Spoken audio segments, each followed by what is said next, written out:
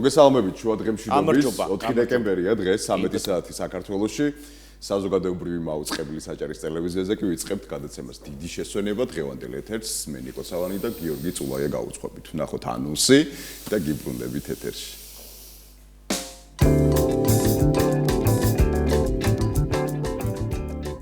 დღეს დიდი შესვენების ეთერში ნახავთ ბათუმის ნავიგაციის უნივერსიტეტის სტუდენტური ფესტივალი სტუმრად ბათუმის ნავიგაციის უნივერსიტეტის საერთაშორისო ურთიერთობების სამსახურის ხელმძღვანელი გიორგი გაბედავა. პირდაპირ ჩართვით ლინდა მესხიძე შემოგვიერთდება ბათუმის ნავიგაციის უნივერსიტეტიდან. მართვის მოწმობა და ყველაზე გავრცელებული შეცდომები. თემაზე ვრცლად ისაუბრებს ავტოსკოლის თანამფლობელი შალვა კვირკველია. და ბოლოს 3D მოდახელოვნების უნივერსიტეტში. სტუმრად პროექტის 3D მოდის ხელმძღვანელი სოფიკო სურმანიძე და ბათუმის ხელოვნების უნივერსიტეტის სტუდენტთა კარიერული მხარდაჭერისა და პროექტების მართვის უფროსი მირენდა ბაღდადიშვილი.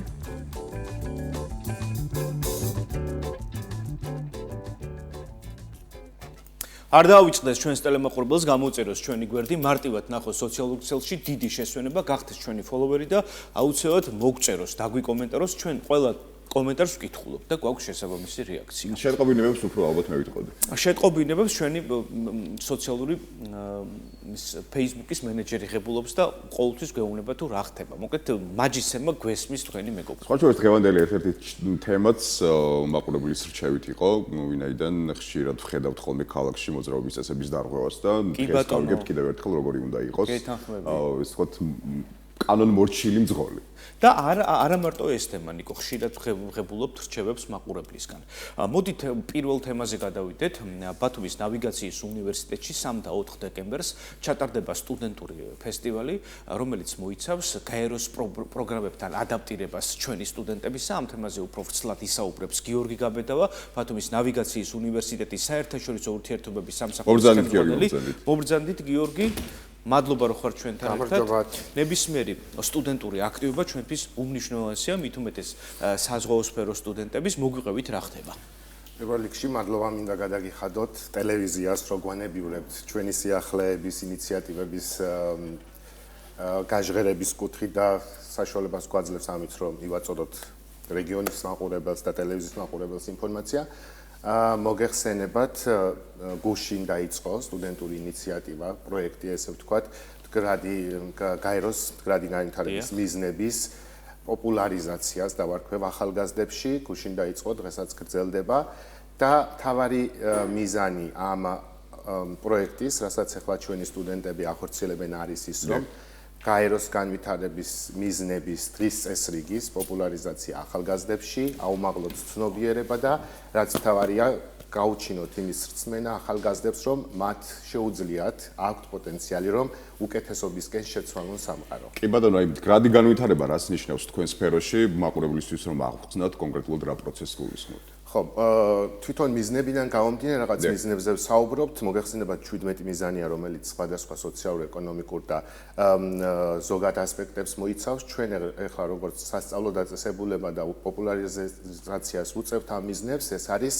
ხარისხიანი განათლების მიწოდება, რაღაც საზღვაო დარგს და საზღვაო განათლებას ვაწვდით უფრო მეტი მანდილოსანის ჩართვა დარგში და სექტორში თვითონ, ასევე გარემოს დაცვა, იმიტომ რომ ჩვენი სტუდენტების და შემდგომში კურსდამთავრებულების ძირითადი საქმიანობა არის ზღვაზე და ოკეანეზე, გემებით ვაჭრობა, საზღვაო გადაზიდვები და უნდა აუმაღლოთ ცნობიერება, როგორ დაიცვან ოკეანე იმ ნარჩენებისგან, დამაბინძურებლებისგან, რომლებიც მათ საქმიანობაში ყოველდღიურად შეხვდებათ მათ. კი ბატონო, რომელი ტექნოლოგიები ცვლის დღევანდელ ნავიგაციის პროცესს ყველაზე მეტად საინტერესოდ?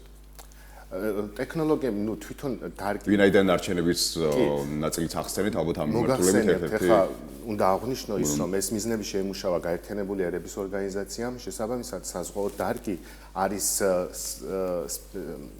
საერთაშორისო საზღვაო ორგანიზაციის მიერ კონტროლირებადი და რეგულირებადი სფერო და ეს საერთაშორისო საზღვაო ორგანიზაცია არის სპეციალიზირებული სააგენტო გაერთიანებული ერების ორგანიზაციის. ეს ნიშნავს, რომ ჩვენ ამ დარგის ნაწილი ვართ, შესაბამისად უნდა მივყვეთ იმ დღის წესრიგს, რასაც ადგენს ზემდგომი ორგანიზაცია.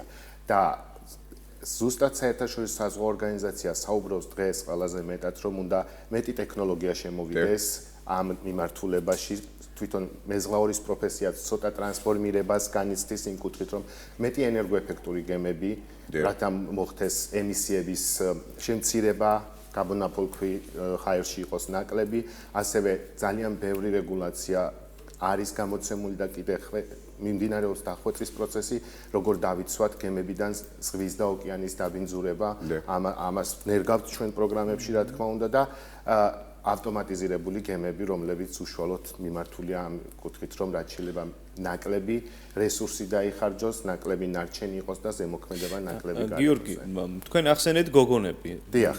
რამდენი გოგონა სტუდენტი სწავლობს სასწავლებელში და იყვნენ თუ არა ჩართულები სტუდენტურ ფესტივალში ისინი? ამ ეტაპზე მოგეხსენებათ სიმწირეა გოგოების საზღვაო მიმართულების პროფესია. თუმცა იყო დრო საერთოდ არ იყო. საერთოდ არ იყო, ჩვენ 2 წლის უკან დავიწყეთ დიდი კამპანია. ზუსტად ამ მიზნებს მეხუთე მიზანია gender equality. გაეროს განვითარების მიზნები. ეს მიზანი გამოვიტანეთ და ამ მიზნის ფარგლებში დავიწყეთ ესე ვთქვათ კამპანია მეტი ქალი საზღვაო დარგში. შევთავაზეთ მათ უფასო სწავლება საზღვაო პროფესიებზე, ამან იმუშავა. ეხლა ამ ეტაპზე გვყავს 3 გოგონა, რომელიც ეუფლება საზღვაო პროფესიას და მოლოდინი გვაქვს, რომ უფრო გაიზრდება ეს ინტერესი მათ. გიორგი, საინტერესოა გოგონების ჩართულობა თუ ხერხდება, ვთქვათ, საკრუიზო მიმართულებით, ხო? იმიტომ რომ საერთო ჯამში მაინც ნავიგაცია, ტექნიკური მხარე მასკულინურ პროფესიად ითვლება, ხო? გარდა სტერეოტიპისა მართლაც რთულია, ხო? იგივე გემბანზე მუშაობა, იგივე ძრავში მუშაობა. აქედან გამომდინარე, გოგონებისთვის ხო არ გექნება სპეციალური პროგრამა შემუშავებული, რომელიც საკრუინგო ავიალაინერებს, გემის ლაინერებს მოიცავს. გულისხმობ მგზავრთა გადაყვანის გემებს. კი, ახლა ამაზე აღნიშნავ, რომ ანუ კომერციული გემია ეს თუ გასართობი გემი, საკრუიზო ლაინერი, რასაც გულისხმობს, მნიშვნელობა არ აქვს თუ ხიდური ყველა ორივე გემისთვის ერთნაირია ძრავი. ჩვენ ვზდით ტექნიკოსებს მომსახურების სფეროს, რომელმაც ან გემი უნდა წაიყვანოს, ან ძრავთან უნდა იმუშაოს, შეაკეთოს და ეს მიმართულება უკვე რასაც თქვენ მეკითხებით საკრუიზო გემებისთვის, მანდილოსნებისთვის პროფესიების შექმნა არის უფრო ეგრეთ ვთქვათ სტუმართმასპინძლობის სფერო, იქ საკრუიზო ლაინერებზე მოგეხსენებათ არის რესტორნები, ბარები, სხვადასხვა გასართობი. ეს ჩვენი უნივერსიტეტის ნიშას ცდება ახლა მიმტანები რო გავზარდოთ, მაგრამ გვაქვს ჩვენ მოკლე პროგრამები რესერტიფიცირების, ვისაც უნდა მაგალითად პოვარი და ზარეული. ესეთი პროფესიები გადამზადების გვაქვს, მაგრამ რომ უმაღლესი განათლების საფეხურზე ბატონო, გიორგი, დღის წესრიგი ახსენეთ და საინტერესო არის საზღვაო ინდუსტრიაში დღეს რა არის მთავარი გამოწვევა და ზოგადად ამ ინდუსტრიაში საქართველოს პოტენციალს როგორ ხედავთ, ეს ალბათ შემდეგი კითხვა იქნება, რომელიც საინტერესოა. კი, საზღვაო ინდუსტრიაში დღესდღეობით გამოწვევას, რასაც შეიძლება ვთქვათ, რომ არის განათლების კუთხით ვსაუბრობ ახლა მე, ეს არის ინფრასტრუქტურა შედარებით ახლა თუ სხვა უფრო განვითარებული ქვეყნების ინფრასტრუქტურა საგანმანათლებლო სამემართულებით გადავხედავთ არის შემოსულია ეს ვირტუალური რეალობა, სადაც სიმულაციები რა თქმა უნდა ჩვენს გვაქვს უნივერსიტეტში, მაგრამ ეს ვირტუალური რეალობა უფრო სხვა საფეხურის მაღალი დონის სიმულაცია, რომელზეც მუშაობს ახლა ინსტიტუცია. ჩვენ მუშაობთ, რომ ესეც შემოვიტანოთ და დავნერგოთ სტუდენტებისთვის ეს ხელმისაწვდომი გახდეს. ეს თეორიული ნაწილი, ესე იგი პრაქტიკულ ნაწილსაც ემთხვევა სასწავლო პროცესში. კი, შეუძლებელია მეზღვაური, ანუ კურსდამთავრებულმა მიიღოს ის უნარები და კომპეტენციები, თუ არ ერწყმის თეორია და პრაქტიკა. და აი საქართველოს პოტენციალს როგორ ხედავთ საზღვაო ინდუსტრიაში? დღეს რა ეტაპზე ვართ? დიდი პოტენციალი აქვს საქართველოს ამ მიმართულებით, თვითონ მარეგულირებელი ორგანო საზღვაო ტრანსპორტის სააგენტოც აკეთებს ყველაფერს მაქსიმალურს და არის ხელშესახების შედეგები. და რაც მთავარია ის, რომ რეპუტაცია ჩვენი განათლების გაცემული დიპლომების არის მაღალი საერთაშორისოდ, მოთხოვნაც ჩვენს მეზღვაურებზე არის მაღალი. ეხლა რომ ყოველწლიურად ჩვენ სტატისტიკას ვუყურებთ კურსს და ახალი კურსდამთავრებულების დასაქმების, ლამის 80-85% კურსდამთავრებული დასრულებისთანავე არის დასაქმებული საერთაშორისო ფლოტში. კი ბატონო, ჩვენ საუბრობდით სწავლების პროცესზე დღეს არაერთი მოსაზრება არსებობს იმასთან დაკავშირებით, რომ შეიძლება როგორც AI-მა, ასევე ხელოვნურმა ინტელექტმა თუ ტექნოლოგიურმა განვითარებამ ადამიანის რესურსს შედარებით შეამციროს. ამ შემთხვევაში ამ სფეროში არის თუ არა ეს რისკები, რომ შეიძლება ადამიანური რესურსი ძალიან მალე ჩაანაცვლოს რიგ პოზიციებზე თანამედროვე ტექნოლოგიებმა. რა თქმა უნდა, დღეს ჩვენ ვცხოვრობთ ერაში, სადაც ხელოვნური ინტელექტი ძალიან გვიტევს და არა მარტო საზღვაოზე, რა თქმა უნდა, საზღვაო პროფესიებში შემოვიდა ეს ხელოვნური ინტელექტი და არის თვითონ საერთაშორისო საზღვაო ორგანიზაციის მხრიდანაც იმის ზაობა და ხედვა, რომ ნაკლები მუშახელი და იყოს გემზე დასაქმებული, ეს შეამცირებს სხვადასხვა ავარიების რისკს, რომელიც გამოწვეული იყო ადამიანური შეცდომების გამო. თუმცა ეს არ ნიშნავს, რომ რაღაცა კადრების კონტინგენტი შემცირდება. ხედვა არის ისეთი, რომ პროფესიამ განიცადოს ტრანსფორმირება, უფრო ოფშორზე დამოკიდებული გახდეს პროფესია, უფრო მეტი ტექნიკური IT უნარები ასწავლონ პროგრამებით, საერთაშორისო კონვენცია არეგულირებს ამას თქვენ იცით და პროგრამებში იყოს უფრო მეტი IT შემოტანილი, რათა შესაძლებელი იყოს ამ საერთაშორისო ვაჭრობაში ჩართული გემების ოფშორიდან მართვა უსაფრთხოდ. რადარებით. გიორგი, თქვენ ახსენეთ ჩემთვის ერთ-ერთი საინტერესო პასაჟი, რომელიც მოიცავდა გოგონების უფასო სწავლებას. გრძელდება თუ არა ეს პროგრამა? კი, წელსაც მივიღეთ მაგის ფარგლებში გოგონები, ყველაწლიურად ჩვენ ვაცხადებთ და ჩვენს უნივერსიტეტის სატარიფო პოლიტიკაში გაწერილია ეგ, რომ საზღვაო პროფესიებზე გოგონებს ვასწავლით უფასოდ. ანუ ნებისმიერი მსურველი აბიტურიენტი, გოგონა, რომელიც გადაწყვეტს დაიუფლოს საზღვაო ტექნოლოგიების პროფესიას, შეუძლია თქვენთან ესე იგი უფასოდ ისწავლოს. სრულიად 4 წელი უფასო და მარტო საქართველოში არა, მსოფლიოში არის ქალების სიმძირე დარგში და როდესაც დამსაქმებთ ჩვენ თანამშრომლობთ სხვადასხვა საერთაშორისო დამსაქმებელთან და როდესაც მოდიან გასაუბრებაზე და უნდა შეარჩიონ კადეტები და სასაქმებლად, ყოველთვის უპირატესობას მანდილოსნებს ანიჭებენ, იმიტომ კომპანიისთვისაც პრესტიჟია, რომ აი ქალი დაასაქმა უქმნის შესაბამის პირობას. გიორგი, მოდი სტერეოტიპზე ვისაუბროთ, ხო? ჩვენთან გავრცელებული სტერეოტიპი ბევრია, თუმცა ერთ-ერთი მათგანი გახლავთ ის, რაზედაც ჩვენ საუბრობთ, ეს გახლავთ მეზღვაური ქალები, გოგონები, რომლებიც ეუფლებიან საზღვაო პროფესიას. როგორი დამოკიდებულება აქვთ თავად ლექტორებს, სტუდენტ ბიჭებს, გოგონებთან, რომლებიც ირჩევენ ხოლმე ამ პროფესიას? სარგებლობენ თუ არა გარკვეული, თქვათ, შეღავათებით ან თქვათ მოდი სტერეოტიპზე ვისაუბროთ, საინტერესოა რა. სტერეოტიპი ნამდვილად არსებობს, იმიტომ არის ეს ნაკლები ქალი საქართველოს ბაზარზე, საზღვაო სექტორში, თუმცა როგორც გითხარით, ახლა ნელ-ნელა ეს სტერეოტიპი ირღვევა, წამოვიდა გოგონები, ოჯახებშიც ეთყობა არის ეს მსაუბრა, რომ გოგო გაუშვან და მიიღოს ეს საზღვაო პროფესია. რაც შეეხება უნივერსიტეტში, ახლა რო გითხრათ, რომ იმიტომ რომ მანდილოსანია და ლექციას ესწრება და საზღვაო საქმეს სწავლობს, ლექტორი ნამდვილად ვერ იქნება ლოიალური, იმიტომ ლექტორს მისი პასუხისმგებლობა აქვს, რომ შეასწავლოს ის მასალა, რაც უნდა იცოდეს. მე ვფიქრობ, თანაბარი მიდგომა აბსოლუტურად რელევანტურია. კი ბატონო, ამ შემთხვევაში და ბიჭები, ჩვენი უმეტესობა 90-95% ბიჭი სტუდენტი ყავს, მათთვის ნამდვილად სასიამოვნოა რამოდენიმე მანდილოსანი მათ შორის და დიდი პატივისცემით და ყურადღებით რა თქმა უნდა ეპრობიან მანდილოსანს. კი ბატონო, აი უსაფრთხოების ნაწილზეც გადავიდეთ, რა არის ის მთავარი პრინციპი, რომელიც ახალგაზრდებმა უნდა გაითვალისწინონ, როდესაც თუნდაც ამ პროფესიას ირჩევენ ან პროცესის სწავლების პროცესში. უსაფრთხოება არის ამ პროფესიებში ყოველთვის ასე იწევს დარგის ლექტორები, როცა შედიან ლექციაზე, safety first, უსაფრთხოება პირველ რიგში და ამისთვის სპეციალური სასწავლო კურსი არსებობს, დიდი კონვენცია გამოცემული საერთაშორისო საზღვაო ორგანიზაციას, ესაა Safety of Life at Sea, ადამიანის სიცოცხლის დაცვა ზღვაზე და ძალიან ინტენსიურად ამ კურსს უკითხავთ სტუდენტებს, ასევე მარტო თეორიულად არა, ჩვენ გვაქვს შესაბამისი ინფრასტრუქტურა, სადაც პრაქტიკულად ახორციელებენ ამ უსაფრთხოებასთან მიმართულ აქტივობებს, ეს იქნება ხანძართან ქრობა, ხანძართან ბრძოლა უფრო სწორად, გადარჩენა საწვრთნელ აუზში, გადარჩენის მეთოდები და ესე შემდეგ. კი ბატონო, სხვა შორის გუშინ ჩვენ საუბრობდით უსაფრთხოების მენეჯერი, რომელიც თითქმის ყველა კომპანიას ყავს, უნდა ყავდეს უფრო სწორად და არსებობს გარკვეული ინიციატივები. აი გემზე თუ არსებობს მსგავსი პოზიცია, რომელიც აი უსაფრთხოებას უზრუნველყოფს თავიდან ბოლომდე და თუ ეს არის კონკრეტული სწავლების პროცესი.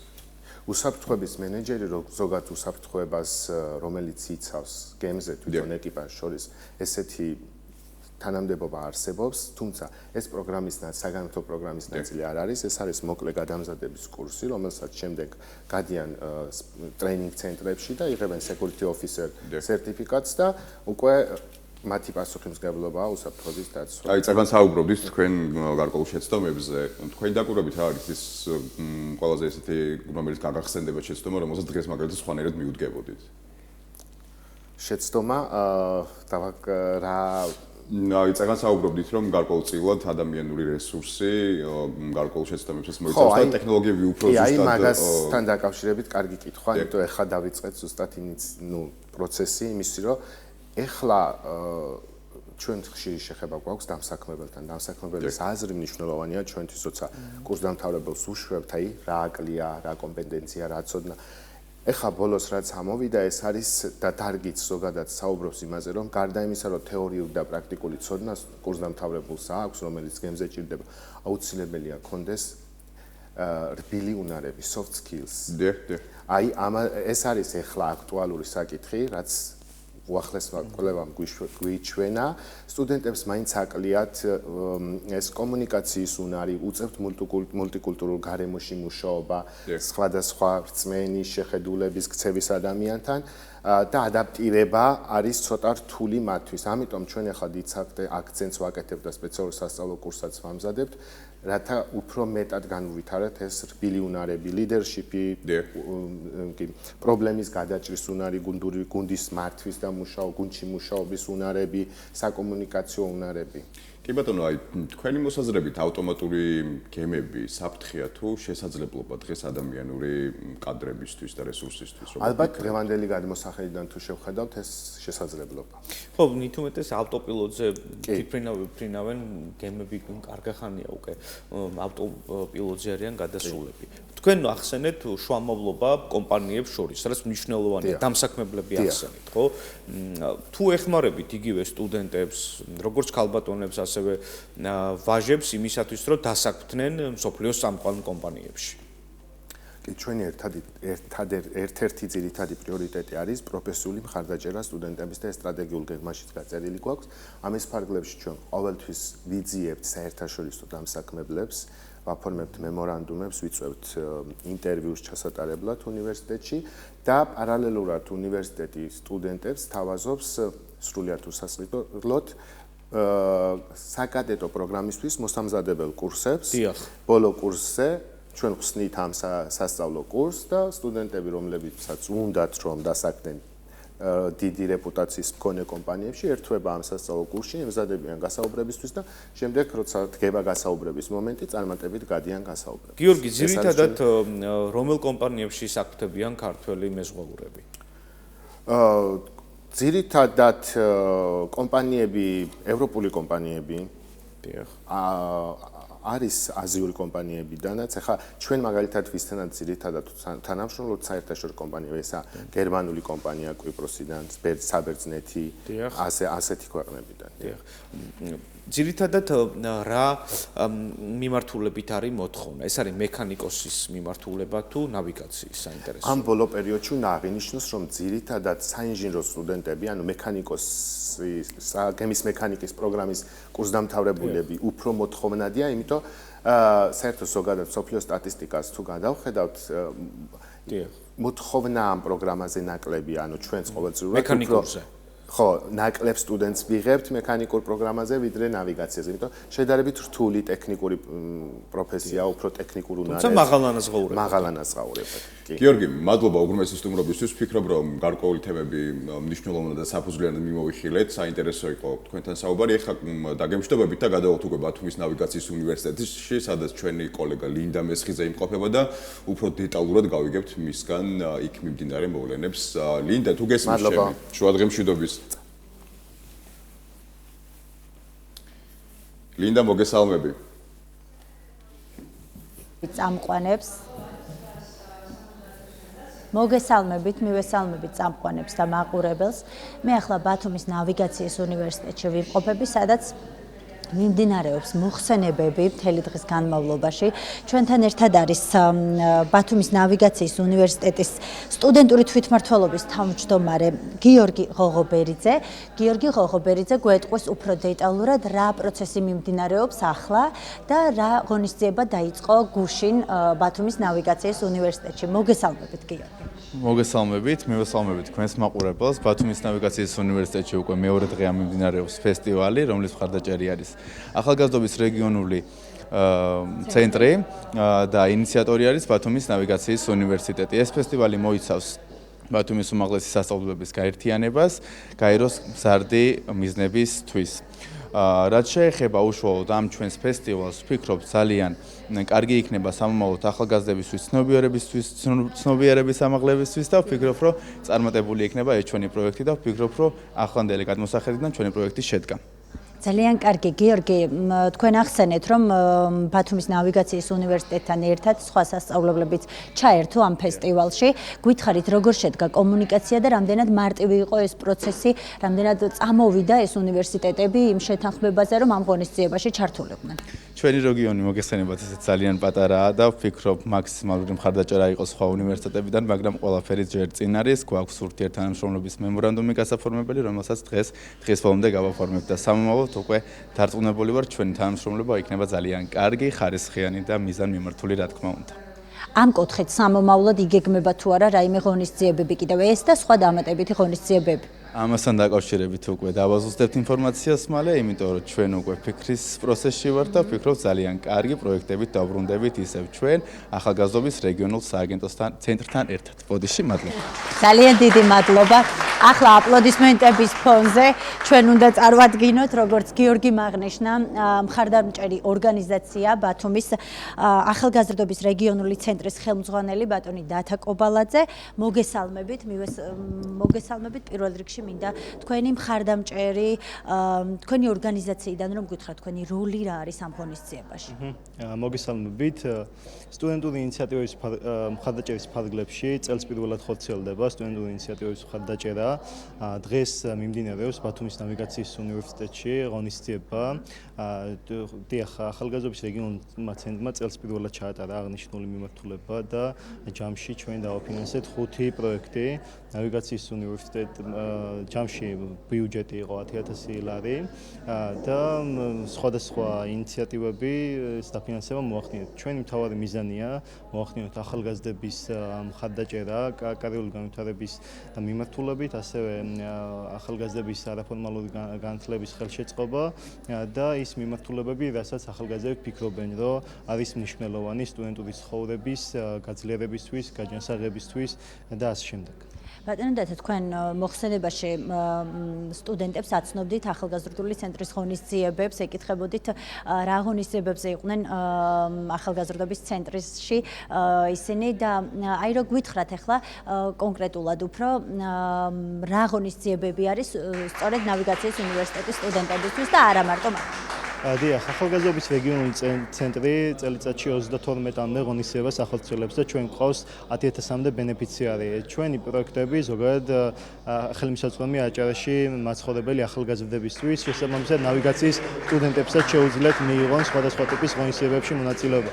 რა თქმა უნდა, შეუძლიათ სტუდენტებს მიიღონ მონაწილეობა, ჩაერთონ სხვადასხვა ტიპის აქტივობებში და არა მარტო სტუდენტებს. ჩვენ ახალგაზრდობის რეგიონულ ცენტრს გვაქვს 14 არის ბენეფიციართა რაოდენობა 14-დან 29 წლამდე ახალგაზრდებს შეუძლიათ ჩაერთონ ჩვენს ღონისძიებებში და ვფიქრობ ძალიან ნაყოფიერი შეხვედრა გამოვიდა დღეს.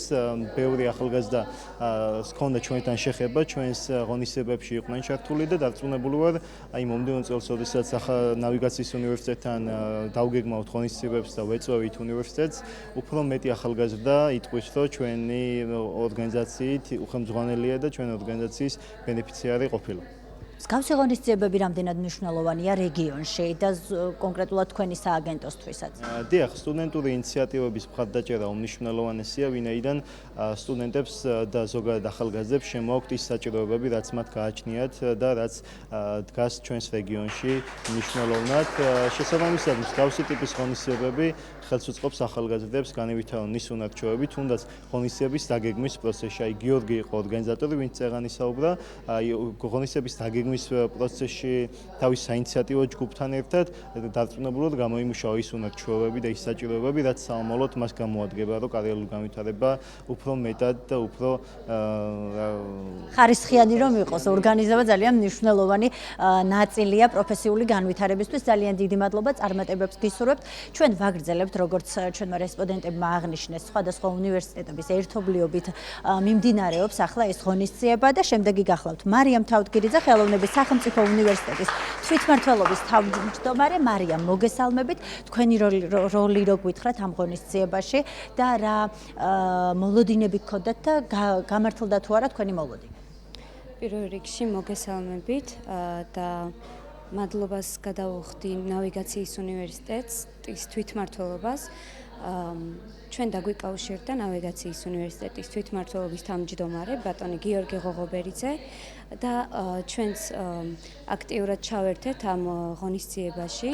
ღონისძიება მიმდინარეობს გუშინდელი დღიდან ჯერ კიდევ და არის სხვადასხვა აქტივობები. დღეს გუშინ გამოცხადდა კონკურსი, რომელშიც ჩვენ ჩავერთეთ და ეს ეხებოდა უშუალოდ ესკიზებს, რომელიც თემატურია ეს და ბათუმთან და ზღვასთან დაკავშირებით არის და დღის ბოლომდე ჩვენ ველოდებით პასუხებს ჩვენმა დიზაინერებმა და სტუდენტებმა გააკეთეს სხვადასხვა ესკიზები, რომლებიც ვფიქრობ, რომ ძალიან კარგია და ეს ღონისძიება უშუალოდ ჩვენ სხვადასხვა უნივერსიტეტებს, სტუდენტებს გვაერთიანებს და მომავალში ალბათ ძალიან უფრო კარგი იქნება მჭიდრო ურთიერთობისთვის. ძალიან დიდი მადლობა, წარმატებებს გისურვებთ, როგორც მარიამმა აღნიშნა, ბათუმის ხელოვნების სახელმწიფო უნივერსიტეტს ჰქონდა სრული მზაობა იმისთვის, რომ ღონისძიებაში ჩართულიყო. ჩვენთან ერთად არის ასევე თემო დიასამიძე, ბათუმის საზღვაო აკადემიის სტუდენტური თვითმმართველობის თავმჯდომარე. თემო, მოგესალმებით, თქვენი როლი რო გითხრათ ამ ღონისძიებაში? მოგესალმებით, მივესალმებით თქვენს მაყურებელს. ჩვენ ორი დღე ჩართულები ვართ მაქსიმალურად ამ ღონისძიებაში. ისთვისაც მადლობა მინდა გადავუხადო ნავიგაციის უნივერსიტეტს მოწვევისთვის, დაფასებისთვის. ასევე მადლობა მინდა გადავუხადო ახალგაზრდობის რეგიონულ ცენტრს დაფინანსებისთვის, ესეთ კარგ პროექტებს ვაფინანსებენ.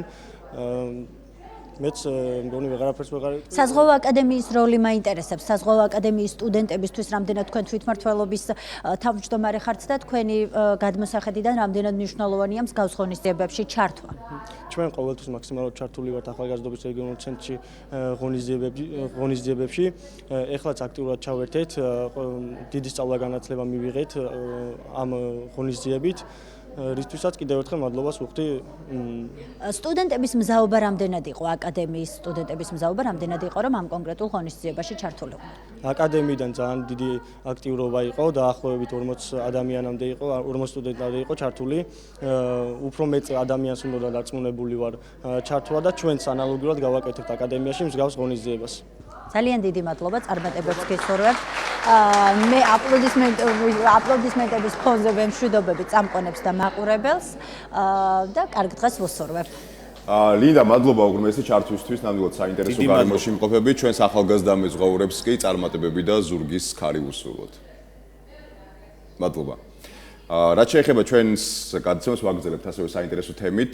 გიორგი, ჩვენ აღვნიშნეთ თავით დასაწყისშივე, რომ ხშირ შემთხვევაში ვითვალისწინებთ იმ ასე ვთქვათ თემებს, რომელზეც მაყურებელი აქცენტს აკეთებს და ხშირ შემთხვევაში იმ შეტყობინებებსაც ვკითხულობთ, რომლითაც ვითვალისწინებთ იმ საინტერესო გარემოებებს, რომელიც მათ აინტერესებს. მოკლედ, ხშირ შემთხვევაში ბათუმში ხშირად შეგხვედრია ალბათ რაღაცნაირად ქუჩაში დატოვებული მანქანა, ვიწრო გასასვლელში დაგდებული ავტომობილი, მოძრაობის წესების დარღვევა და ასე შემდეგ და ხშირ შემთხვევაში კითხვა ჩნდება რამდენად პატიოსანი თუ კეთილ სინდისიერი ვთქვათ და არა მარტო ვთქვათ ტროტუარებზე გვინახავს მანქანები და არა მარტო ზოგადად მოძრაობის წესების ხშირი დარღვევაა თვითონ მძღოლთა შორის გულისხმობ ხო სორ მოძრაობას უდიდესი მნიშვნელობა აქვს იმისათვის რომ გაუფრთხილდეთ სხვის სიცოცხლეს სხვის ჯანმრთელობას სხვის დროს ხო იმიტომ რომ ნებისმიერმა არასწორმა მანევრმა შესაძლოა გამოიწვიოს საცობი ქალაქში შეფერხება და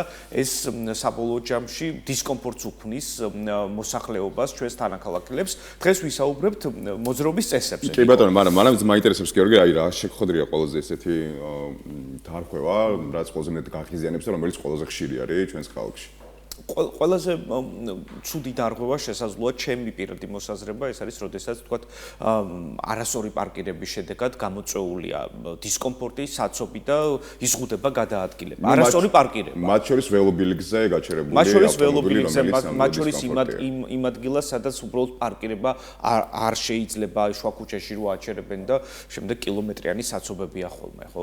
არ შეიძლება. მოძრაობის წესები უნდა დავიცვათ ყველა. კი ბატონო, მოკლედ შალვა კუდიკაძე ყავს დღეს სტუმრად ავტოსკოლის დამფუძნებელი, რომელთან ერთადაც ვისაუბრებთ იმ გამოწვევებზე, ახალ რეგულაციებზე და წესებზე, რომელიც დღეს გამარჯობა. ნათელია, მოკლედ, ბატონო შალვა, პირველ რიგში მადლობა სტუმრობისთვის.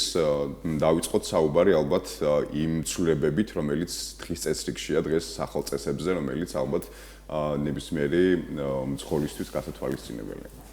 დიახ, მოგესალმებით, მადლობას მოგახსენებთ მოწვევისთვის. მე დავიწყებ საუბარს სასწავლო პროცესთან დაკავშირებით, ანაც სკოლის წარმომადგენელი ვარ ავტოსკოლის.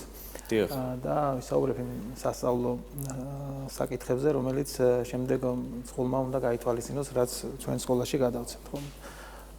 სასწავლო პროგრამა შედგება თეორიული კურსისაგან და შემდეგ პრაქტიკული ნაწილისაგან. თეორიული კურსის შესწავლას განსაკუთრებული მნიშვნელობა, რომ ჩვენ საგზაო მოძრაობის წესები ვიცოდეთ გააზრებით, შემდეგ მისი გამოყენება შევძლოთ პრაქტიკული მართვის დროს, პრაქტიკული უნარების დახვეწვის დროს. პრაქტიკული სწავლება მიმდინარეობს საწყისი უნარების შესწავლა დახურულ ავტოდრომზე. ამაში შედის თქვათ ავტომობილის დაძვრა, გაჩერება, საჭესთან ურთიერთობა, უკუსლით მოძრაობა, აღმართზე მოძრაობა და შემდეგ ეს გადაინაცვლებს უკვე რეალურ სივრცეში მეორე ეტაპზე სწავლებაში, რომელიც უკვე უშუალოდ ქუჩაში სწავლებას გულისხმობს. ეს ყველა სამივე კომპონენტი წარმოადგენს ამ პროგრამის ძირითად ნაწილებს, რომელიც ერთმანეთთან არის დაკავშირებული და ერთი მათგანის კარგად შესწავლა ხელს უწყობს მეორე მათგანის დაუფლებას. და როცა ესე იგი ჩვენ სკოლაში დანერგილი გვაქვს მექანიზმები, შეფასების მექანიზმები, შეფასების მექანიზმები, ჩვენთან ესე იგი თეორიული სწავლება დაფუძნებულია ცოდნის გაცნობიერების, გააზრების, რაც გულისხმობს იმას, რომ მოსწავლე უნდა იაზრებდეს საგზაო ნიშნის მნიშვნელობას, რისთვის არის ეს საგზაო ნიშანი და ეს შემდეგ ისე უნდა იყოს გადატანილი პრაქტიკულ იმაში, რომ მას გარკვეული დრო, ბევრი დრო არ სჭირდებოდეს, ანუ დრო, ესე იგი ახმა უკვე ჩვევაში უნდა იყოს გადასული, ანუ ეს სწავლების მექანიზმები ისე გვაქვს დანერგილი, რომ თეორიული მომზადების შედეგად ის უკვე აი ნიშანის იდენტიფიცირებისთვის და მისი გააზრებისთვის დიდი დრო არ უნდა სჭირდებოდეს, იმიტომ რომ მართვის პროცესი თვითონ არის ჩვენ მართალ ავტომობილს დროსთან არის დაკავშირებული და მუდმივად დაკავშირებული არის გადაწყვეტილების მიღებასთან. ესე იგი ჩვენ სულ ვიღებთ გადაწყვეტილებას, როცა ვმართავთ ავტომობილს. თუმცა სხარტად გადაწყვეტილება ეს მეორე კომპონენტი, რა თქმა უნდა, რომ ის ჩვენ გარკვეული დროში შეზღუდულებათ და წამებზე არის აქ საუბარი და მნიშვნელოვანია სწორი გადაწყვეტილების მიღება, ხო? ამაში გვეხმარება პრაქტიკული მართვის დროს, ესე იგი თეორიული საკითხის კარგად ცოდნა. რა თქმა უნდა, პრაქტიკული უნარებიც უნდა კონდეს ათვისებული.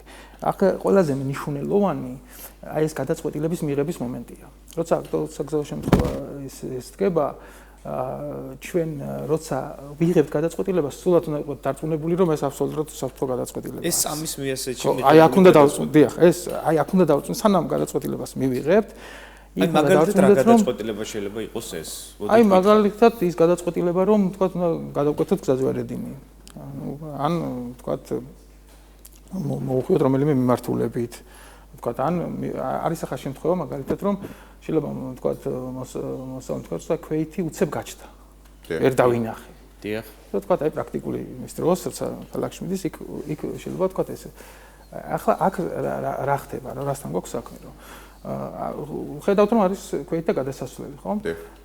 თქვა თუ ქვეითთა გადასასვლელი პარკირებაზეც საუბრობდით, თქვა იქ არასწორად არის დაყენებული ავტომობილი, რომელიც ხედულობას ზღუდავს. აი ჩვენ როცა დავინახავთ რომ იქ ხედულობა არ გვაქვს და ვერ ხედავთ, უკვე უნდა მივიღოთ ზომა. იქამდე უნდა მივიღოთ იქამდე. და რომელი იქნებოდა ამ შემთხვევაში სწორი გადაწყვეტილება? სწორი გადაწყვეტილება იქნება აუცილებლად თუ ჩვენ ხედულობა შეზღუდული გვაქვს. უნდა შევანილოთ ავტომობილი. ანუ შენელება არის ის, რომ ჩვენ გქონდეს საკმარისი დრო, რომ ვაი თუ გაჩნდა იქ ქვეითი, დავიზღვიოთ თავი და შევწოთ ავტომობილის დროულად გაჩერება. თუ ჩვენ არანაირ ზომას არ ვიღებთ და ჩვეულებრივ ვაგრძელებთ და ამ ავტომობილის ყურადღებას არ ვაქცევთ, რომელიც არასწორად არის პარკირებული და უცებ გამოვა იქიდან ქვეითი, ეს უკვე ჩვენთვის უცებ გაჩენილი ქვეითია და მე დრო აღარ გვაქვს რომ ავტომობილი ამ შემთხვევაში მძღოლი დამნაშავეა თუ არა? ამ შემთხვევაში მძღოლმა თუ არ მიიღო ზომა იქამდე სანამ ესე იგი ისა და მაშინ ესე იგი დამნაშავე. თუმცა აი კეთილსინდერებაზე როცა ვსაუბრობთ, როგორც მძღოლის, ასევე ქვეითად მოსიარულეს ნაწილშიც მნიშვნელოვანი, იმიტომ რომ ალბათ ქვეითად მოსიარული უცებ არ უნდა გაჩნდეს სავალ გზაზე რა. რა თქმა უნდა, ფეხით მოსიარული უნდა გადავიდეს სპეციალურ ზონებში. სადაც არის დასასრული, ეგრეთ წოდებული ზებრა. აი რასაც ვამბობთ, ხა, ნუ არ უნდა რა თქმა უნდა ქვეითმაც უნდა გაითვალისწინოს, რომ არ გადავიდეს ისეთ ადგილებში, სადაც ესე იგი ეს არ არის გათვალისწინებული, მაგრამ ახლა ჩვენ რომ ვთქვათ, იგივე ვთქვათ მოვძრავთ გზაზე, ხო, ვთქვათ ჩვენ ზოლში და რაღაც გაჩერებული ავტომობილი, რომელიც ვთქვათ ჩართული აქვს ავარიო მაჩვენებელი და იქ პოლიციელებს არა, ვთქვათ ისე არის გაჩერებული, სადაც არ უნდა იყოს გაჩერებული, ვთქვათ, ხო? ან ავტომობილია გაჩერებული, ან ქვეითი ისე არის ამ სავალ ნაწილზე, რომ იქ გადასასვლელიც არ არის, არაფერი არ არის, ხო? აი აქაც საჭიროა რომ იმ პრინციპით ვიმოქმედოთ და ჩვენ უნდა მივიღოთ უსაფრთხოების ზონა, ანუ გავითვალისწინოთ უნდა. ეს გამოიხატება ერთ-ერთი ყველაზე ეს არის სიჩქარის კონტროლი. შევანელოთ და დისტანციის კონტროლი. უნდა დავიცვათ ისეთი დისტანცია, რომ იმან ან ფეხი რომ გადმოდგას, ან წაიქცეს, ან რაღაცა მოვიდეს, ჩვენ არ დავეჯახოთ მას. კი ბატონო. გააზრებული. აი ზუსტად ეგ არის გააზრებულად შენელება. გააზრებულად შენელება. თუ ჩვენ ავტომობილს ვანელებთ ესე იგი არა გააზრებულად, არამედ რაღაც შიშის ფაქტორებით, შიშის ფაქტორები შეიძლება ვთქვათ, არასათანადო მომზადება იყოს მძღოლის და არ იცოდეს რა გადაწყვეტილება მიიღოს და ეწინა თავიდან საუბარაზე დავიწყეთ, რომ ფიქრობს რომ რა გავაკეთო, ხო, ვთქვათ არ არის. ამან შეიძლება საწობი, მაშინ ეს ჩვენი ბრალეულობა ხო, ესე იგი იქ დასაშვებია. ავარიული სიტუაციის შექმნა. და ან ავარიული სიტუაციის ან ვაფერხებთ სხვის მოძრაობას, ან არ უნდა შევაფერხოთ სხვისი მოძრაობა ჩვენი უცოდინარი და ეს ყველაფერი დადის თქვა ამ სასწავლო პროცესთან. ამ კუთხით ჩვენ სკოლაში ყველაფერი ვთქვათ პროგრამის მიხედვით ვასწავლით და მოსწავლეს შემდეგ აღარ უჭირს ვთქვათ ეს შეფასებებიც ხდება, შიდა შეფასებები სანამ ვთქვათ გამოცდაზე გავასწავლეთ. აი ბატონო შალვა ეხლა გამახსენდა რაღაც რამდენიმე წლის წარსულში რომ დაუბრუნდეთ, ეხლა დღეს არ ვიცი რამდენად რელევანტური ამ კითხვის დასმა, თუმცა მახსენდება ხოლმე ნიუსფიცზე ხშირად შემხვედრია რომ აი მაგალითად თეორიას გასწავლით 4 დღეში და გარკვეული ალგორითმი არსებობდა. ნუ ეს ალგორითმის პრინციპი სიმართლით მე ზუსტად არ ვიცი, თუმცა ალბათ აი გააზრების ნაწილში ყველაზე დიდი პრობლემა და რის გამოც დღეს ალბათ საფრთხე ექნება როგორც ქვეითს ასევე ასე ვთქვათ ავტომობილით მძღოლს ეს არის ალბათ სწორედ ეს სწავლების პროცესი რომელმაც არაერთი ასე ვთქვათ მძღოლი გამოზარდა ამას არ ქვია თუმცა დღეს ალბათ რიგი პრობლემები ამის შედეგად არსებობს დღეს რამდენად არეგულირებს კანონი თუნდაც აი ამ სწავლების პროცესს და რამდენად მნიშვნელოვანია თქვენთვის რომ თუნდაც აი ეს ნაწილი იყოს ამოღებული უამრავი სასწავლო სკოლა ამით ახერხებს რომ უამრავი სტუდენტი მიიღოს და მე რაღაც გარკვეული ჰონორარი მიიღოს აქ. ყველაფერს სჭირდება თავისი ლოგიკური დრო და ვატა რომ ვასწავლოთ თქვათ რაღაც ნებისმიერი თქვათ საგანი რასაც ვსწავლობ ჩვენ ეს დაკავშირებული არის შეიძლება დავყოთ ძირითადად სამი ტიპის შესწავლასთან. ესე ცოდნა გაცნობიერება, თეორიული საკითხების ცოდნა გაცნობიერება, შემდეგ პრაქტიკული უნარჩვევები, ანუ ამ თეორიული საკითხების პრაქტიკულ უნარჩვევებში გამოყენებითი ნაწილი და მესამე ნაწილი არის რომ თვითონ დამოუკიდებლად შეძლოს ადამიანმა შემდეგ უკვე გამოყენება და თვითონ ახალი ცოდნების დამატება ამასთან დაკავშირებით. რა თქმა უნდა არ შეიძლება რომ ჩვენ თქვათ გაუაზრებლად დავაზებირებინოთ თქვათ რაღაცა წესები რომელსაც ის პრაქტიკულ გამოყენებას ვერ მიცემს. პრაქტიკულ გამოყენებას ვერ მიცემს. უნდა იყოს აუცილებლად ცოდნა გაცნობიერების პროცესი. რომ ეს ნიშანი რატომ იდგმება. თქვათ აი რატომ არის რომ ქალაქში თქვათ ყველგან არ შეიძლება პარკირება თქვათ ხო? აი ერთი თქვათ იქ ქვეითთა გადასასვლელთან რო არ შეიძლება პარკირება არის გამოწვეული იქიდან რომ ის უზღუდავს სხვა მძღოლს ვთქვათ, მხედველობას, ხო? ქვეითთა გადასასვლელის შემდეგ თუ არის დაშვებული პარკირება, ვთქვათ, შეგვიძლია რომ იქაც არ აგვგზავნოთ რა. ანუ ახლა აქ ჩვენ მივდივართ იმასთან რომ სულ რომ აგვგზავნოთ ქალაქში სადაც უნდა გავაჩეროთ ეს მანქანა, ხო? ავტომობილი. ამიტომ ნომერ პირველ კატეგორიად მაინც არის უსაფრთხოება, საგზაო მოძრაობის დროს უსაფრთხოება და ვთქვათ, თუნდაც სიჩქარის ეზულთაც მაგიტომ არის, ხო? უსაფრთხოებიდან გამომდინარე, სულ 5-მდე რო დავიყვანოთ სიჩქარე, საერთოდ უსაფრთხო იქნება, მაგრამ სულ საცობები იქნება, ხო? ამ საცობის პრობლემა არის, ვთქვათ, პარკირებას პრობლემა არის და სიჩქარის პრობლემა, მაგრამ ნომერ პირველი კატეგორია მაინც არის უსაფრთხოება.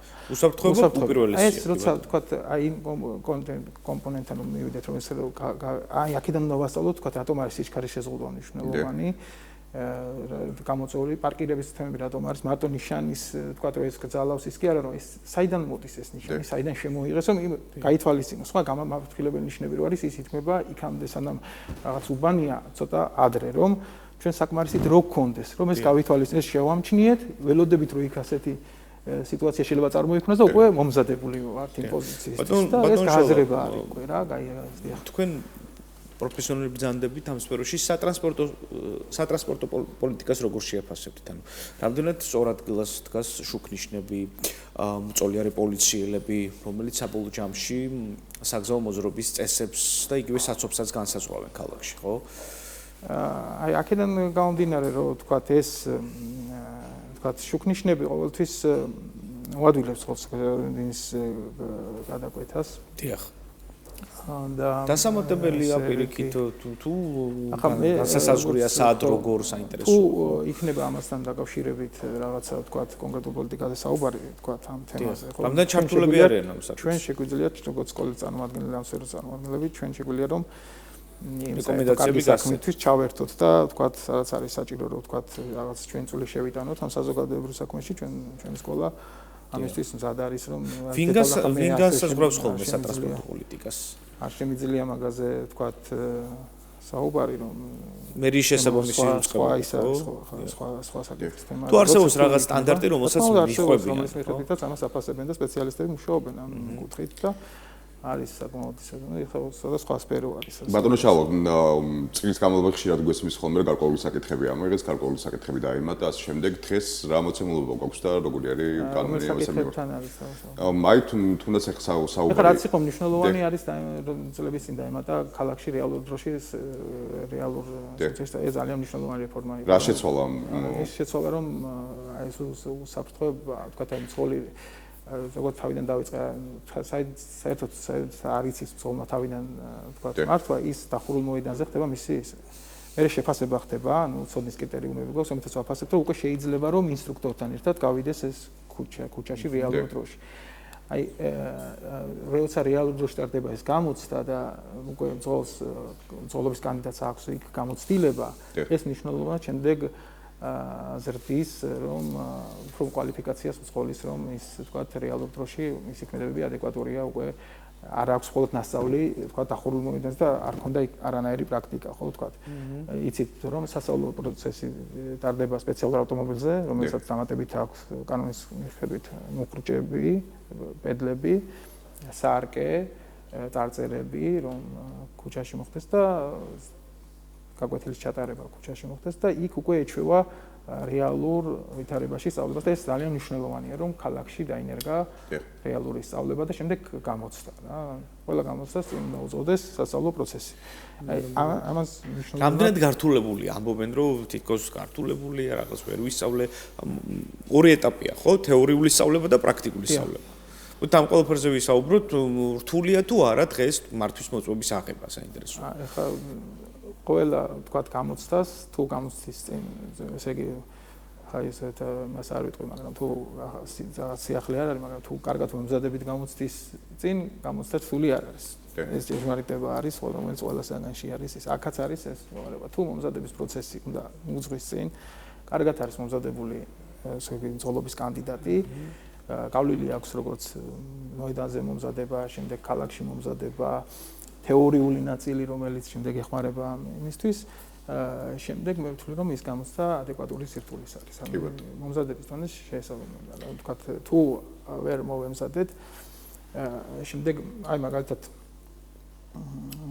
შეიძლება იყოს მოსწავლეს ის რომ თქვა მოძრაობდა და ინახა ქუჩაში მდგომი ავტომობილი რომელიც არ უნდა იდგეს იქ თქვა პარკირებულია ბრძოლის მოძრაობს ეს თავის გზაზე მიდიოდა თავის ზოლში თქვა და უცებ გადმომიჭრა და თქვა ამის გამო ჩააბარა გამოცდა ჩააბარა უცებ გადმომიჭრა ხო აი აქაც და ის ვერ ხედავს ਉਸ მომენტში შეიძლება თავის ბრალეულობას საერთოდ ჩემი ბრალი არ იყო თქვა ხო იმან გადმომიჭრა რა და აი როცა დაინახა რომ იქ იყო ავტომობილი პარკირებული სადაც არ უნდა ყოფილიყო ამან არიზომა არ მიიღო გააგრძელა თავის მოძრაობა არც სიჩქარეში ან არც მოერიდა არც დისტანცია და ნუ ის იმანო დაიწყო რა უნდა მოემოქმედებინა უნდა მოქმედებინა ესე იგი შეენელებინა უნდა ავტომობილი რომ ის რო თქვა იდგა იქ სადაც არ უნდა გარიყო ეს სიტუაცია შეეფასებინა და ადეკვატური სიჩქარით უნდა გაევლო იმის გვერდით ჩაევლო რომ ის თქვა შემთხვევითი გადმოჭრა არ მოხდარიყო აი ეს რო არ გაითვალისწინა ანუ აი ამ კომპონენტში ესე იგი ამიტომ ჩაიჭრა ანუ ეს უკვე მისთვის გააზრებული ძირითადად რაზე იჭრებიან ხოლმე აპლიკანტები ძირითადად აი ქვეითთან ურთიერთობის ეს აი ქვეითი როცა მოძრაობს არ უთმობენ თუ არა ქვეითს უნდა დაუთმოთ ყველა ვარიანტში აქაც ასე ვთქვათ აი ეს პრინციპი მუშაობს რომ ვთქვათ იქ სადაც თუნდაც არ იყოს ქვეით და გადასასვლელი იქაც მაინც ესე იგი ჩვენ უნდა მოვერ ამ დისტანცია უნდა დავჭიროთ და დაუთმოთ უნდა რომ არ მოხდეს ხო ნებისმიერ შემთხვევაში მძღოლს უფრო მეტი პასუხისმგებლობა აქვს მაგას ამბობთ თქვენ ორივეს თანაბარი აქვს ქვეითიც უნდა მოერიდოს სავალ ნაწილზე თქვა იქ გადაკვეთას და ყველას აქ საგზაო მოძრაობაში თქვა ეს ისეთი თემა არის რომ ყველა მონაწილე ვართ ან როგორც მგზავრი ან როგორც მძღოლი ან როგორც ქვეითი და მიუხედავად ჩვენი სხვა შეხედულებებისა თუ სხვა სოციალური მდგომარეობის რომ ყველა ასე თქვა ყველას ეხება და ამიტომ პარკირებას გავაკეთებ თუ გზას გადავკვეთავთ თუ ავტომობილით მოძრაობთ ყოველთვის უნდა ერთი ასეთი კარგი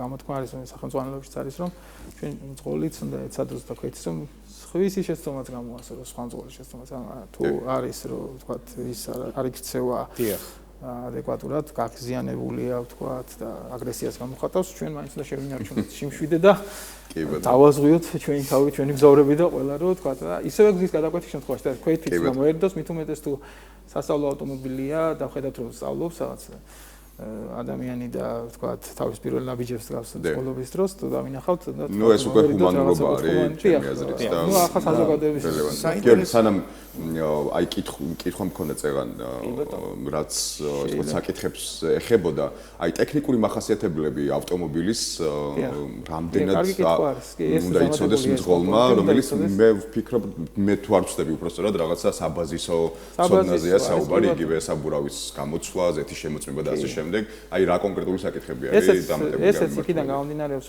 ესე იგი უსაფრთხოების საკითხებიდან გამომდინარეობს ხა თვითონ ხო შეიძლება ვთქვათ რომ ერთი ნატურა არ მუშაობს და ძალიან მნიშვნელოვანია თუ ერთი ნატურა არ მუშაობს რა იმიტომ რომ ეს ნატურა ვთქვათ ჩვენ მოხრჩო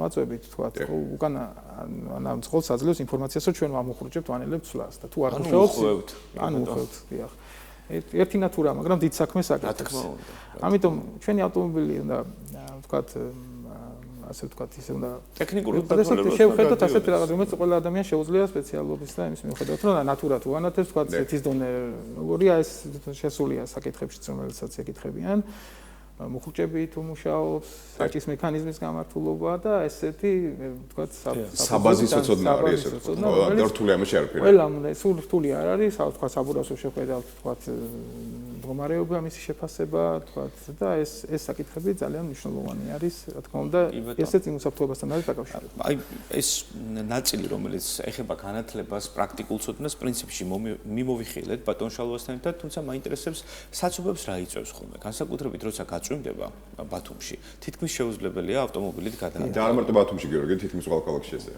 ეხლა მაგასთან დაკავშირებითაც ესეც შეიძლება ისევ ამ პროცესებს დავაკავშიროთ მაგალითად თუ გზაჯვარედინზე არის ხერგილი ჩახერგილი ავტომობილები ხო ჩვენ აღარ უნდა დავემატოთ ვთქვათ რომ ესე იგი კიდე ხერგილს აღარ უნდა ვაცადოთ უნდა რომ გზა გაიწმინდოს გასწორ რომ ვთქვათ მართობულად მოძრავ ტრანსპორტს არ შეუშალოთ ხელი, თქვა ესეთი თქვა არასწორად არ უნდა დავაპარკინგოთ ავტომობილი. კი ბატონო. შეგვიძლია ვეცადოთ თქვა ბათუმი მშვენიერი ქალაქი არის, რომელიც თავისი რელიეფის მიხედვით გვაძლევს ველოს ტრანსპორტის გამოყენების, ფეხით ვიმოძრავოთ, ველოსიპედით. შეიძლება კომბინირებულად თქვა რაღაცა მანძილზე მივიდეთ ავტომობილით, შემდეგ ველოსიპედით გადავადგილდეთ თქვა სხვა მიმართულებით ამ ფეხით. ეს თქვა შეიძლება უფრო მეტად შეამსუბუქოს თქვა ეს საცობების პრობლემაა და მეტი საპარკინგო სივრცე ალბათ, საპარკინგო სივრცეები რა თქმა უნდა, თქვა ახლა დამატებით თუ გზები გაკეთდება და უფრო მეტი ალტერნატიული გზა იქნება, ეს რა თქმა უნდა შეამცირებს გამტარობას გაზრდის და შეამცირებს საცობების რაოდენობას. ორსართულიანი პარკირებაც მინახავს საზღვარგარეთ, თქვა ისეთ საჯარო ადგილებში, სადაც ერთი მანქანა და მეორე მანქანა. ანუ კომპლექსური ღონისძიებები შეიძლება გატარდეს, რომელიც თქვა როგორც შეიძლება შესაბამისი დაწესებულების მხრიდან იყოს განხორციელებული, შეიძლება თვითონ ავტომობილების და თქვა მოსახლეობის მხრიდან თქვა ალტერნატიული ტრანსპორტი გამოიყენონ, ფეხით გადაადგილდნენ, ეს საერთო ჯამში თქვა ამ საცობების შეამცირებს რა შეიძლება. აი იმაზე როგორ ფიქრობთ არსებობს ჩვენს ქალაქში იმაზე მეტი ავტომობილი ვიდრე უნდა არსებობდეს, ვინაიდან გარკვეულწილად ახლა მაგალითად ევროპა ახსენა გიორგიმ და გარკვეული გადასახადები არსებობს ავტომობილის ყველაზე რაც გარკვეულწილად არეგულირებს და გარდა ამისა ჩვენს როგორც ეკოლოგიაზე ახდენს გავლენას ეს ამავდროულად ქალაქში მოძრაობის სიმარტივეზე. ეს ახლა ვთქვათ მე ჩემი აზრი მოგახსენოთ მაგას დაკავშირებით. ვთქვათ ეს ავტომობილი შეიძლება რამდენად ფუფუნებისაგან იყოს, ამას საჭიროებას წარმოადგენს ვთქვათ და აუცილებლობაც იყოს. მე ხარ რაღაცა ადამიანს აუგზავნო ავტომობილი არ ყავს და აკრძალვა არა, გადასახადების გადასახადების მე ვფიქრობ რომ აი წინ ჩვენს წინ და რაც ვთქვათ ცნობიერებასთან მივდივართ, ცნობიერების ამაღლებასთან. რაც სახელად რაღაც ღონისძიებები, ამის შეგვიძლია რომ საცობების პრობლემა ვთქვათ ავტომობილების რაოდენობა შეიძლება სხვანაირად შევაფასოთ. ახლა შეიძლება ადამიანს ვთქვათ ორი ავტომობილი ყავდეს, მაგრამ ერთი ადამიანი ერთი ავტომობილით მოძრაობს, ესე რომ ვთქვათ, ხო? ანუ იმაზე მეტი არ იქნება მაინც რა ის იყოს. ნებისმიერ შემთხვევაში ცნობიერების ამაღლება უნდა მოხდეს იმ კუთხით, რომ გვაქვს შესანიშნავი ქალაქი, ზიანი დღეები, სადაც შეგვიძლია გავისეინოთ, ვიმოძრაოთ ფეხით, ველოსიპედით და რაც თავარია დავიცვათ მოძრაობის წესები. თუ ყველაფერს სწორად გავაკეთებთ, არც საცობი იქნება ქალაქში და ნაკლები ავტოსაგზაო შემთხვევებიც. დიდი მადლობა, შალვა კვირკველია ავტოსკოლის ეს სკოლა არის მამაჩემის ვიქტორ კვირკველიას დაფუძნებული თავის მეგობარ სოსოვანაძეს ერთად და ჩვენ შვილები და ოჯახი ვაგრძელებთ ახლა და რამდენი წელი რაც არსებობს ეს 25 წელი არსებობს ეს საკმაოდ დიდი გამოცდილება და პრაქტიკაც გაქვთ ამ რამდენი თაობა გამოზარდა ხო ამ ავტოსკოლამ კი ძალიან ჩვენთან მოდიან რომელსაც ჩვენთან აქვს აღებული მართლობა და შვილი მოყავს რომ და ეს მნიშვნელოვანია და თან ჩვენ ქალაქში რომელშიც დიდი მადლობა წარმატებებს გისურვებთ სასიკეთო საქმისთვის შალვა კვირკველია იყო ჩვენი სტუმარი ავტოსკოლის თანამფლობელი მადლობა რომ იყავით ჩვენთან ერთად ვიმოძრაოთ სწორად და გვექნება ყოველთვის მოწესრიგებული გარემო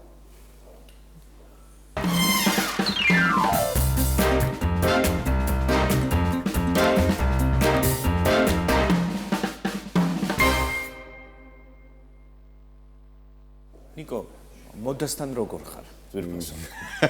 მე ვიცი რა შენ მოდის ექსპერტი ხარ, მე ვცდილობ რა უბრალოდ ნორმალური ურთიერთობა მაქვს, არაფერი განსაკუთრებული. ხვები ხოლმე მოდის ტენდენცია. არასდროს მე მგონია რომ მოდა ის ჩემთვის მოდა არის ის, რასაც ვფიქრობ რომ ესთეტურად კარგად გხსნობ თავს და მიხდება მოკლედ არ ვიცი, ბევრ დროს არ უთმობს იმალ გითხრათ სარკეში შემთავს, თუმცა ვცდილობ რომ რაღაცა ტენდენციები გავითვალისწინო, თუმცა მაინც და მაინც აყოლილი არ ვარ სიმართლე. ხო, აი მაგალითად არიან ადამიანები დილით რაც მოხდებათ ხოლმე ხელში, იმას ჩაიცმევენ და მე მსგავს კატეგორიას არ მივიღებ. მე ვფიქრობ რა უნდა ჩავიცვა, თუმცა არა იმის გათვალისწინებით თუ რა ესე ვთქვათ ფერი არის თუ რაღაცა გარდამავალი ტონი მოდაში. სამი დემოდაზე თუ გსმენია რამე.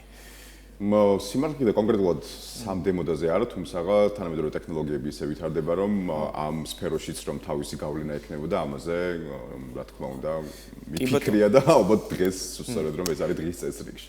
დღეს ჩვენ სწორედ სამ განზომილებიან მოდაზე ვისაუბრებთ. ეს გახლავთ პროექტი, რომელიც მოიცავს ინოვაციურ მეთოდს მოდის ინდუსტრიაში. ამ თემაზე ვცლად გვესაუბრება ჩვენი სტუმარი სოფია სურმანიძე, პროექტის სამ განზომილებიანი მოდის ხელმძღვანელი. მოგბრძანდით, ქალბატონო სოფია. მადლობა რომ დღეს ჩვენთან ერთად ხართ. თავიდანვე სახელწოდება სამ განზომილებიანი მოდა, სამი მოდა მაყურებელს აინტრიგებს. მოგვიყევით ამ პროექტის შესახებ. მოგესალმებით, მადლობას გიხდით მოწვევისთვის.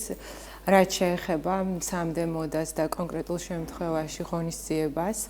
3D მოდამ, როგორც მოგეხსენებათ, კიბერაკადემიის ინიცირებით შეიქმნა, რომელიც ითვალისწინებს სამგანზომილებიანი პროგრამით ტანის ამოცის კონსტრუირებას.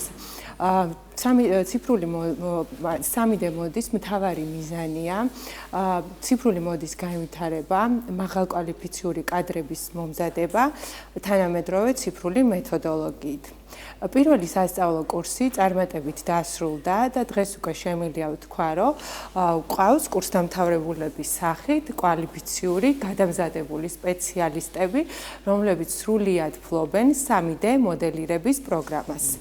ეხლა მინდა უშუალოდ ვისაუბრო ღონისძიებაზე. ღონისძიებაზე, რომელიც უნდა უთხრათ ჩვენს მაყურებელს, რომ 5 დეკემბერს გაიმართება ხელოვნების უნივერსიტეტში საღამოს 18 საათზე და კურსდამთავრებულებს საშუალება იქნებათ სამგანზომილებიანი მოდა წარმოგიდგინოთ, ასე რომ არ გამოტოვოთ ეს ღონისძიება, რომელზედაც უფრო სლად ეხლა სოფიო ისაა. აი, რატომ წარმოვიდგენია, რომ შეიძლება ჰოლოგრამა იყოს და ჰოლოგრამით მოხდეს ამ კონკრეტული ლუკის ჩვენება, თუ აი რა კონცეფცია? აი, კონცეფცია სრულად ეხლავე მოგახსენებთ, როგორც გიორგიმ უკვე აღნიშნა, 5 დეკემბერს ბათუმის ხელოვნების სახელმწიფო უნივერსიტეტში გაიმართება ღონისძიება 3D მოდა ახალი საწყისი.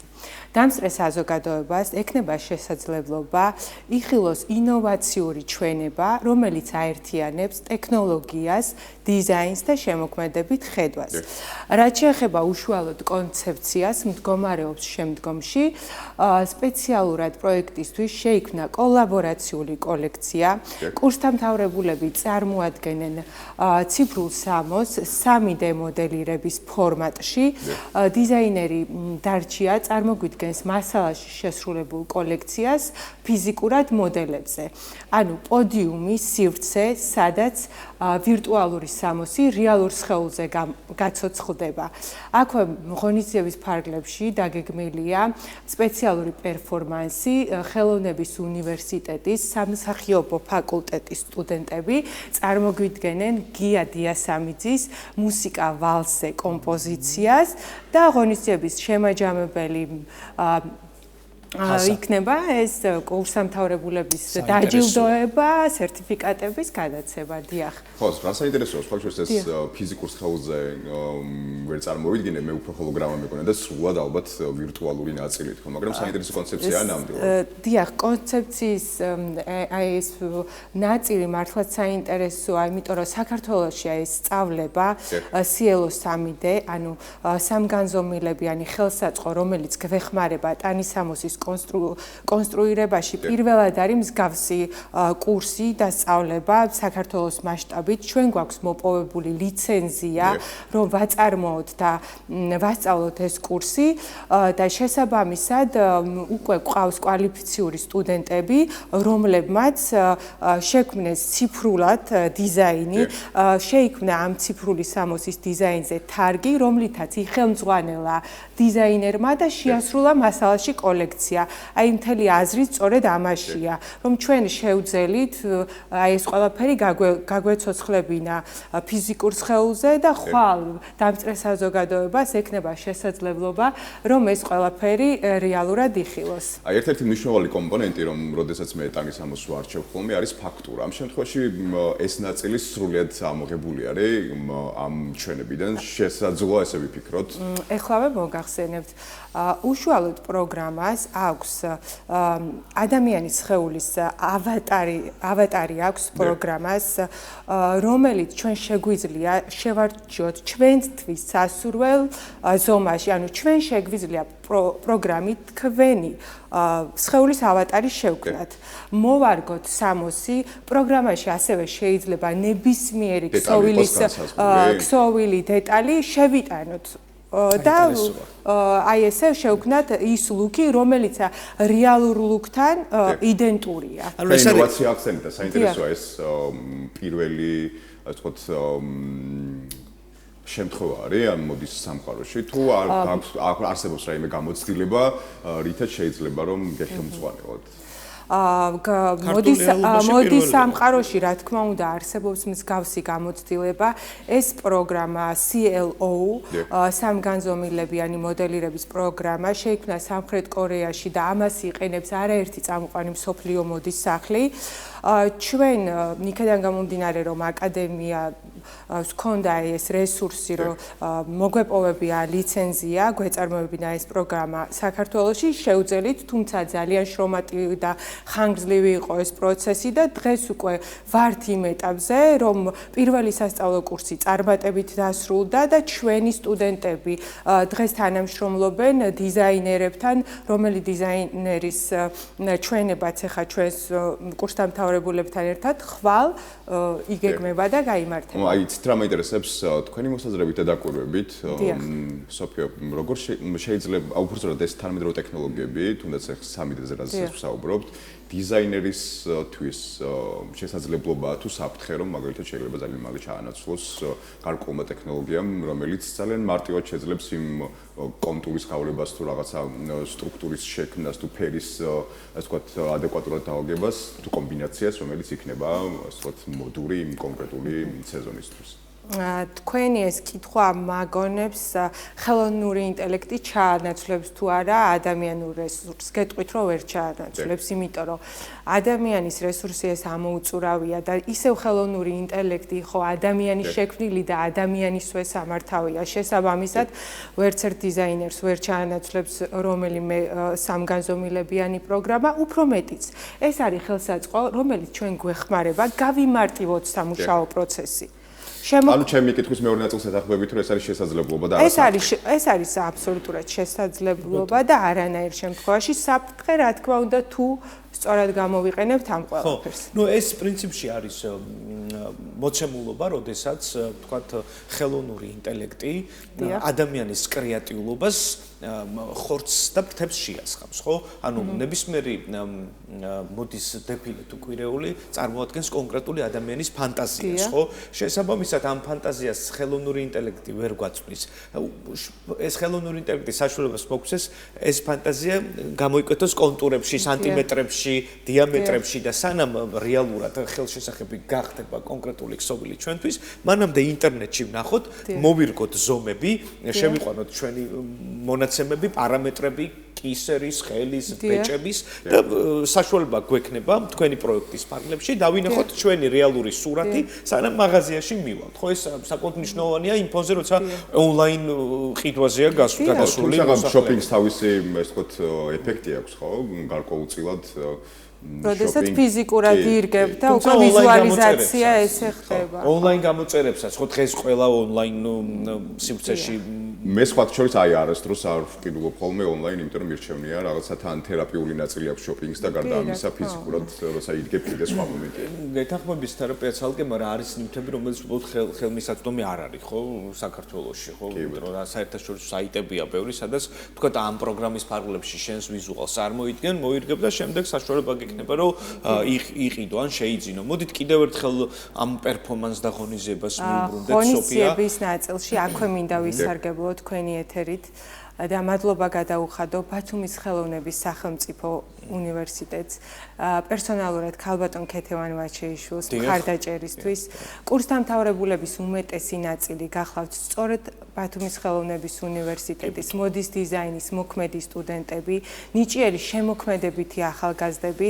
აღნიშნული ღონისძიება იქნება უნიკალური შესაძლებლობა კურსდამთავრებულებისთვის, რომ შეძლონ საკუთარი უნარების დემონსტრირება, ესე ვთქვათ, და ასევე ის თუ როგორ ინტეგრირდება თანამედროვე ტექნოლოგიები ხელოვნებასა და მოდის ინდუსტრიაში. კი ბატონო, სოფიო, თქვენ გარკვეულწილად შეიძლება ექსპერტი ბრძანდებით მოდის სფეროშიც, თან ახალი წელიც გვიახლოვდება, გარკვეული ფერით ხართ წარმოდგენილი და ვერ გაგიშვებთ იმ კითხვის გარეშე, რომელიც ალბათ ძალიან ბევრ მაყურებელს გაუჩნდებოდა დღეს.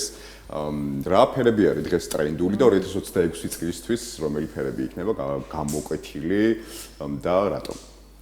მოდით ესე ვიტყოდი, მე ექსპერტობას ნამდვილად მოდის ექსპერტობას ვერ დავიბრალებ. თუმცა ჩართული მებრძოლები. ჩართული ვარ, რა თქმა უნდა, ამ სფეროში, მაგრამ მე ვფიქრობ, რომ ეს ტრენდი ფერი, აბსოლუტურად ყველაფერი შინაგანად მოდის, ინდივიდუალურია, ანუ უნდა იყოს პიროვნებასთან ორგანული და ანუ ის უნდა იყოს ტრენდული, რაც მოგწონს, რაც გიხდება. და ზოგადად კი დღესდღეობით ტრენდს მაინც თავისი გავლენა აქვს და ასე თუ ისე ყველა რაღაცნაირად ვითვალისწინებთ გარკვეულწილად. მეცე, ანუ დღეს ესე რომ ვთქვათ, მე როგორი ფერითაც წარმოდგენილი არის ხო გარკვეული ტრენდული ფერი. და რა ვიცი, გველის ცხენის წელი მოდის, ცეცხლოვანი წელი მოდის ცხენის და აი რაღაც ალბათ ცეცხლოვანი ისეთი ფერთა გამა იქნება. კი ბატონო. აი თვითონ მოდის ინდუსტრია გადავიდა საკმაოდ ახალ საფეხურზე, ხო?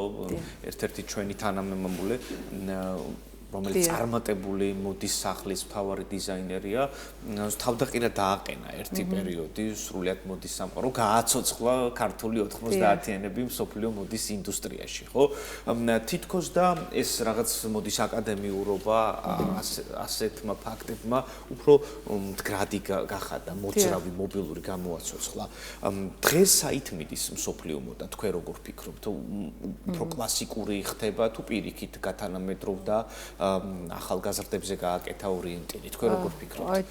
ჩემი აზრით, დევნაზე მისაუბრეთ ალბათ გვასალიაზე, კი, ჩვენ გვყავს სოფლიოში უკვე წარმატებული დიზაინერები, რომლებიც კარნახობენ ტენდენციებს, რაც ძალიან სასიხარულოა და ესე ვთქვათ, ერთგვარი мотиваცია ქართველი დიზაინერებისთვის, რომ გვყავს უკვე სოფლიო მოდის ინდუსტრიაში ესეთი წარმატებული დიზაინერები და ნუ შესაბამისად იცით კიდე რა მიხარია ხოლმე, აი ზაფხულში ან თუნდაც ნებისმიერ დროს ვხედავ ხოლმე ტურისტებს ქართველი დიზაინერების ჩანთებით, ხო? ერთჯერადი მუყაოს ჩანთებით. ესეც მნიშვნელოვანი ფაქტორია, ხო? გარკვეულწილად ვითარდება მოდის ინდუსტრია საქართველოში. მოდის ინდუსტრია საქართველოში ვითარდება და ვიტყოდი, რომ ძალიან ესე ვთქვათ, განვითარების ეტაპზე არის. ტურისტები ძალიან აქტიურად იყენებენ ქართველი დიზაინერის ნაწარმს, ესე ვთქვათ, ბათუმის ქუჩებში ხო არაერთხელ არა მხოლოდ ჩანთები, აი ვთქვათ, ესე წარწერა რაღაცა მაისურზე და ეს რა თქმა უნდა სასიხარულოა. არა, ჩანთები შეფუთვის, ხო, ჩანთია და საერთოდ მე ვფიქრობ, ჩვენ ქართველები გამოვირჩევით განსაკუთრებული აი რაღაცა გემოვნებით. და ეს ყველაფერი მე ვფიქრობ, რომ ესეთ შეფასებულია უკვე რა და მიუხედავად იმისა, რომ ამბობენ, რომ განსაკუთრებულად შავი ფერი გვიყვარს და ეს შავი არ არის რაღაცნაირად რელევანტური ხშირ შემთხვევაში. ნუ შავი ახლა არის ელეგანტურობის, კლასიკის ელფერი და ვიტყოდი, რომ რატომაც არა. შავი მოდიდან ყოველთვის შავი ის ისეთია, მოდაშია ხოლმე, მაგრამ ამბობენ, რომ ფერადები ფერადი და ეს ძალიან სასიხარულოა სხვათა შორის, იმიტომ რომ ფერადი ტანისამოსი რაღაცნაირად განწყობას ქმნის და განწყობას ატარებს, რაც შინაგან მდგომარეობასაც გამოხატავს და მე მაგალითად ძალიან მიყვარს ფერადი სამოსი, თუმცა შავი მაინც ელეგანტური ფერია. ხშირად შემხედრებ, როგორც ბოლო პერიოდში მხვდება ხოლმე Instagram-ზე ესეთი rilsები, სადაც არის შედარება, რომ აი გარკვეულწილად ადრე მამაკაცებს უდაც ეცვათ პიჯაკი, გარედან რაღაცა გრძელი პალტო, არის კლასიკურად ჩაცმული და შემდეგ შედარება, რომ აქამდე როგორ მივედით, როდესაც გარკვეულწილად ჩარვალს უბი აქვს დაახლოებით შეიძლება ითქვას მუხთან. აი თქვენის მოსაზრებით, აი თქვენთვის როგორი არის სწორად და ლამაზად ჩაცმული მამაკაცი როგორ გამოიყურება იგივე, თუნდაც ბალენსიაგას რო შევადაროთ ის ჩაცმა, რომელიც 80-იან წლებში, 70-იან წლებში თუ 90-იანებშიც კი იყო. იცით რა არის, მე პირადად უპირატესობას მაინც კლასიკას და დახვეწილობას ვანიჭებ, რომელიც მოდიდან არასდროს არ გადავა. თუმცა ის რომ მოდა ესე ვთქვათ ტრანსფორმირდება, იგივე დემნამ შემოიტანა სრულიად ახალი სტილი მოდის სამყაროში, გადააყირავა მთელი მოდის სამყარო, მე ვფიქრობ რომ ესეც ერთგვარი ინოვაციაა, ხო? და რატომაც არა, იმიტომ რომ ყავს მიმდევრები რეალურად ამ მოდას, ამ სტილს და ვფიქრობ რომ რატომაც არა. როგორ შეცვალა სურათ ეს უფრო ესთეტურია თქვენთვის თუ ნაკლებად ესთეტური, თუნდაც ის ნაწილი რომელიც მიყვება თუნდაც აი ამ იცით რა არის, ესთეტურობა შეიძლება დაინახო ნებისმიერ დეტალში.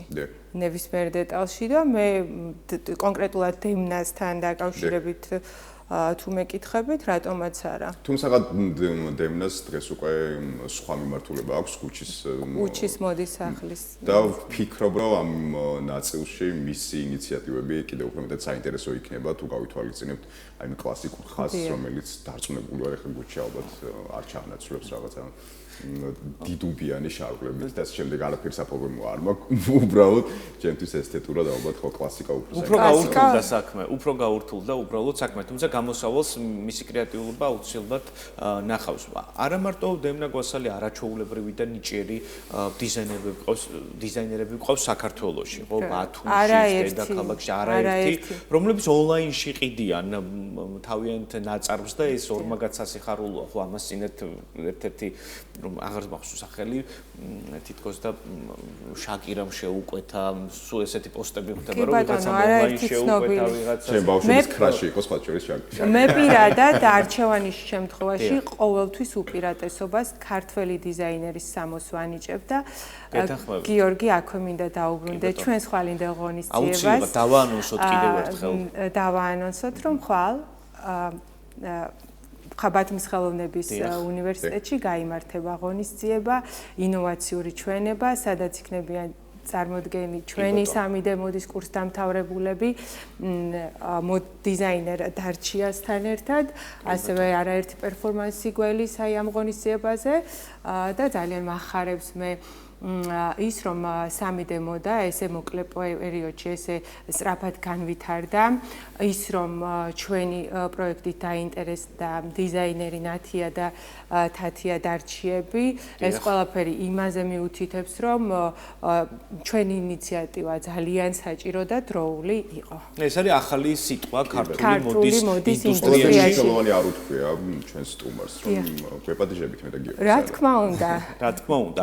დასწრება თავისუფალია, დასწრება თავისუფალია. მოკლედ კიდევ ერთხელ ვიტყვი ხელოვნების უნივერსიტეტში 5 დეკემბერს საღამოს 18 საათზე ახალი სიტყვა ქართული მოდის ინდუსტრიაში ეს გახლავთ 3D სამგანზომილებიანი მოდის ჩვენება. საინტერესო პერფორმანსი გელით, ასე რომ არ გამოტოვოთ, ჩვენი სტუმარი გახლავთ სოფია სურმანიძე, დიზაინერი, მოდის ექსპერტი და პროექტის სამგანზომილებიანი მოდის ხელმძღვანელი. დიდი მადლობა სოფია, რომ დღეს ჩვენთან ერთად იყავით. ჩვენი გადაცემა პრინციპში ამ დასრულებულია. მადლობა ასევე მაყურებელს იმისთვის რომ იყო ჩვენთან ერთად და ერთი საინტერესო სტუმარს სპინძლეთ და თემა მიმოვიხილეთ. ჩვენ კი ბედნიერ დღეს გისურვებთ და წარმატებულს. ხვალამდე. ახონდის.